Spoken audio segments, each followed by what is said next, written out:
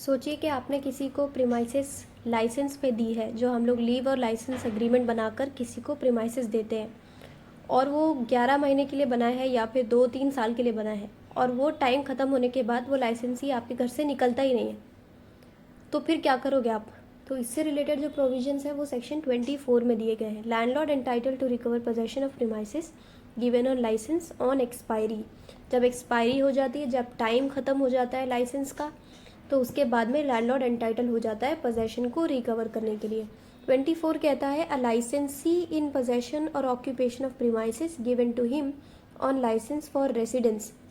Particularly यहाँ पे residence word use किया गया है, तो ये याद रखना है आपको, क्योंकि प्री में ऐसे क्वेश्चंस बनते हैं पर्टिकुलर टॉपिक्स पे, पर्टिकुलर जो बातें बताई गई होती है सेक्शन पे उससे रिलेटेड।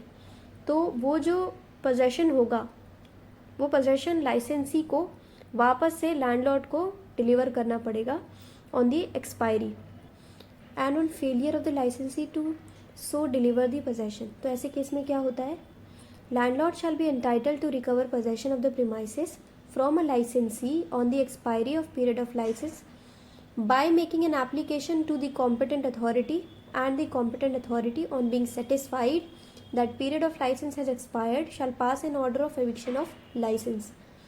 तो ये केस में जहाँ पर लाइसेंस का जो पीरियड है वो ख़त्म हो गया है और लाइसेंसी वो जगह को खाली नहीं करता है, तो जो लाइसेंसर है वो किसके पास जाएगा, कॉम्पिटेंट अथॉरिटी के पास जाएगा। और कॉम्पिटेंट अथॉरिटी अगर सेटिस्फाइड है कि यहाँ पर लाइसेंस का अग्रीमेंट था जिसके लिए टाइम पीरियड था और वो टाइम पीरियड अब ख़त्म हो गया है, लेकिन लाइसेंसी अभी भी पोजेशन में रह रहा है, तो by the order of eviction लाइसेंसी को वहाँ से हटाया जा सकता है। ये याद रखना है कि यहाँ पर जो लैंडलॉर्ड होता है वो कॉम्पिटेंट अथॉरिटी के पास जाता है, कोर्ट के पास नहीं जाता है।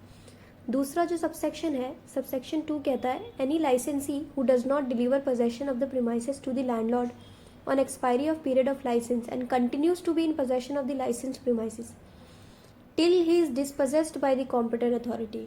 और लाइसेंसी कहता है कि ठीक है, मैं तो रहूँगा प्रीमाइसेस पे, जाओ कॉम्पिटेंट अथॉरिटी के पास, वहाँ से ऑर्डर लेकर आओ, जब तक ऑर्डर आएगा नहीं तब तक मैं यहाँ से हिलूंगा नहीं।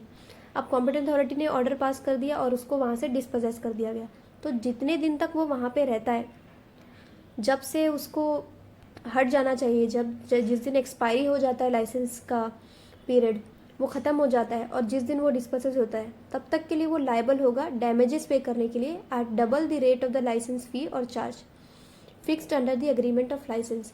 तो जो लाइसेंसर और लाइसेंसी ने डिसाइड किया हुआ था, जो चार्ज होगा, जो फीस होगी लाइसेंस फीस, वो कितनी होगी, तो उसका जो डबल होगा इंटू 2, वो जो होगा लैंडलॉर्ड को पे करना पड़ेगा एज अ डैमेज।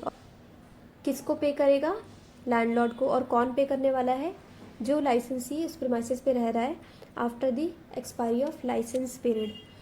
सबसेक्शन 3 कहता है competent authority shall not entertain any claim of whatever nature from any other person who is not a licensee according to the agreement of license। तो जो लाइसेंसी नहीं है according to the agreement of licence, उसके पास से competent authority कोई भी claim entertain नहीं करने वाले। यहाँ पे एक्सप्लेनेशन पार्ट दिया गया है। एक्सप्लेनेशन पार्ट कहता है कि जो लैंडलॉर्ड है, यहाँ पे स्पेसिफिकली लैंडलॉर्ड में कौन कौन आते हैं कौन नहीं आते। तो सक्सेसर इन इंटरेस्ट, जो लैंडलॉर्ड बन जाते हैं लैंडलॉर्ड की डेथ पे, वो लोग लैंडलॉर्ड कहलाते हैं, but does not include a tenant or a sub tenant who has given premises on licence. तो अगर एक लाइसेंसर है, एक लाइसेंसर ने उस प्रीमाइसेस को एक दूसरे पर्सन को दिया जो कि लाइसेंसी कहलाता है। अब लाइसेंसी भी क्या करता है, उसे फर्दर एक किसी टेनेंट को दे देता है, तो वो हो जाता है सब टेनेंट।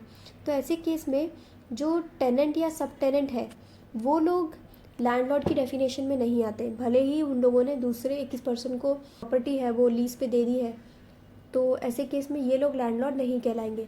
और जो बी एक्सप्लेनेशन है, बी पॉइंट कहता है an agreement of licence in writing shall be conclusive evidence of the fact stated therein. तो जो अग्रीमेंट ऑफ लाइसेंस बनता है वो अगर इन राइटिंग है तो वो क्या हो जाएगा, कंक्लूसिव एविडेंस हो जाएगा of the fact stated therein. तो ये छोटा सा सेक्शन था, सेक्शन 24। इसके बाद में चैप्टर 6 शुरू होता है जिसका हेडिंग है प्रोविजंस रिगार्डिंग सब tenancies and other matters concerning tenancies. तो यहाँ से भी कुछ इंपॉर्टेंट प्रोविजंस है जो हम आगे के वीडियोज़ में डिस्कस करने वाले हैं।